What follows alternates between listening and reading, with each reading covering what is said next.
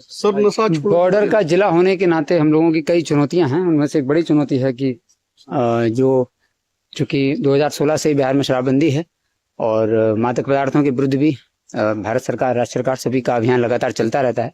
तो इसके कई पहलू हैं डील करने के। तो हम लोग अलग अलग पहलू पे काम कर रहे हैं। पिछले कुछ समय में, पिछले एक महीने में मादक पदार्थों की, गांजा, चरस इत्यादि की काफी भारी मात्रा में रिकवरी भी हुई है। तो पहला प्रयास है कि जो सप्लायर हैं, सप्लाई चेन को तोड़ा जाए। उनका जो वित्तीय लेन देन है, फाइनेंशियल इन्वेस्टिगेशन है, वो भी उच्च हाईकोर्ट में जो 7 किलो चरस प्राप्त हुई थी उसमें इन्वेस्टिगेशन चल रहा है, फाइनेंशियल। और जो ऐसे लोग जिन्होंने मादक पदार्थों की तस्करी से धन संपत्ति अर्जित करी है, उनके खिलाफ कार्रवाई के लिए। तो इसके 3 अलग अलग पहलू हैं। सप्लाई चेन को हम लोगों को तोड़ना है, जो बाहर से माल आ रहा है उसको पकड़ना है बॉर्डर चेक पोस्ट पर।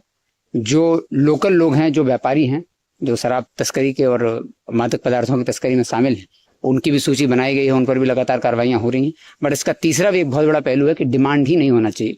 डिमांड नहीं होगी तो ऑब्वियसली सप्लाई में असर पड़ेगा। तो डिमांड के लिए हम लोगों ने ऑब्जर्व किया कि जो बच्चे हैं नई उम्र के, वो कई बार कई तरह के विवादों में फंस करके, कई तरह की जीवन की समस्याओं से जूझते हुए नकारात्मकता में प्रवेश करते हैं और फिर समाज के मुख्य धारा से कट करके एक अपना छोटा सा समूह बना लेते हैं, जहां वो नशे के कई अपराधों में भी ऐसा देखा गया। आप लोग को भी ज्ञात है, मैंने कई अपराधों के बारे में भी बताया है कि अभी अपराध हुआ, उद्भेदन हुआ है, तो बाद में पता चला है कि बहुत ऐसी प्लानिंग नहीं थी। गांजे के प्रभाव में, चरस के प्रभाव में, इन सब मादक पदार्थों के प्रभाव में आकर के आकस्मिक घटना कर दी गई। तो इन सब पर आपराधिक दृष्टिकोण से लगाव लगाने के लिए, और जो ऐसे बच्चे जो मुख्य धारा से कट गए हैं और जो नशे और मादक पदार्थों का सेवन करने लगे हैं, उनको वापस मुख्य धारा में कैसे लाया जाए, इसके लिए हम लोगों ने चर्चा की अपनी टीम से। तो हमारी पूरी टीम जो है, उन लोगों ने सदर एसडीपीओ साहब, DSP line, headquarter DSP, cyber DSP, इन सब लोगों ने बताया कि सर एक जिले में पूरे हम लोगों को एक अभियान चलाने की आवश्यकता है। तो उसी क्रम में नशा छोड़ो जीवन जोड़ो का एक अभियान चलाया गया है।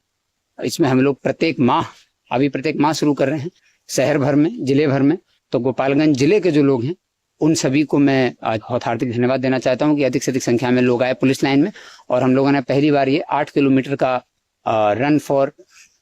रन अगेंस्ट मादक पदार्थों की तस्करी के लिए, नशे से मुक्ति के लिए एक जागृति लोगों में, एक चेतना जागे, खास करके जो नए बच्चे हैं उनमें चेतना जागे, और जो इसमें सेवन करते हुए रास्ता भटक गए या जीवन यापन का सहारा ही इन चीजों को बना लिया है, वो वापस मुख्य धारा में लौटें। और ना सिर्फ ये, बल्कि इसका मूल उद्देश्य हमारा ये भी कि हमारे जो पुलिसकर्मी हैं और समाज के लोग हैं अपने स्वास्थ्य के प्रति भी जागरूक हों, हम सभी भी जागरूक हों। पुलिस में भी बहुत बार ऐसा होता है कि काम के दबाव के चलते हम लोग भी अपनी फिटनेस पर ध्यान देना भूल जाते हैं।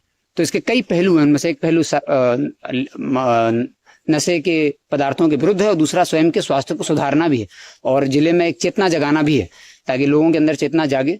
और जब लोग डिमांड ही नहीं करेंगे तो सप्लाई का कोई सेंस नहीं रह जाएगा। तो हम लोग चाह रहे हैं, इसीलिए आज 8 किलोमीटर की यात्रा हम लोगों ने रनिंग दौड़ प्रारंभ की पुरानी पुलिस लाइन से, और गोपालगंज जिले के सभी नागरिकों के सहयोग से, उनकी प्रेरणा से और थावे वाली दुर्गा माँ की कृपा से ये 8 किलोमीटर की जो हम लोगों की दौड़ थी ये सफल हुई। सभी हमारे कर्मी, जिले के निवासी जो भी साथ में दौड़ रहे थे, वो सभी मंदिर तक पहुंचे और हम लोगों ने इस दौड़ को आज समाप्त किया है। हर माह ये होगी, इसमें जितने भी लोग जुड़े हैं उन सबका प्रॉपर रजिस्ट्रेशन किया गया है।